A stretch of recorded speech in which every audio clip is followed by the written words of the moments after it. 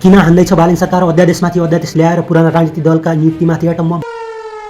आखिर किन रोजे आफ्नै 2/3 बहुमत संसदमा हुँदाहुँदै पनि अध्यादेशको बाटो?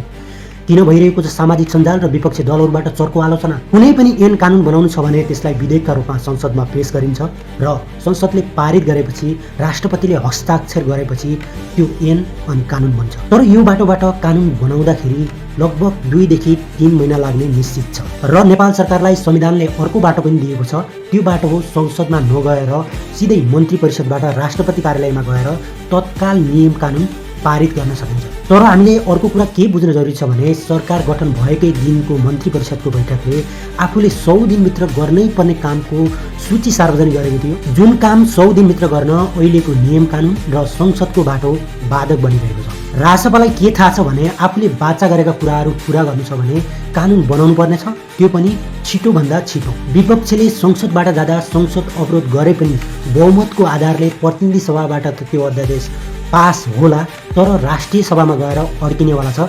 किनभनेपछि त्यहाँ पुराना राजनीतिक दलहरूकै हाली मुहाली छ, राजसभाको उपस्थिति नै छैन। राष्ट्रपतिले सरकारले पठाएका 7वटा अध्यादेश मध्येबाट 2वटा अध्यादेश मात्रै जारी गरेका छन्।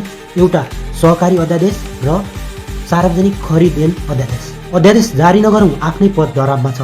किनभनेपछि राजसभाको झन्डै 2/3 बहुमतको सरकार छ। एउटा सानो पार्टीले मात्रै सहयोग गर्यो भने राष्ट्रपतिलाई नै महाअभियोग लगाएर सरकारले हटाउन सकिन्छ।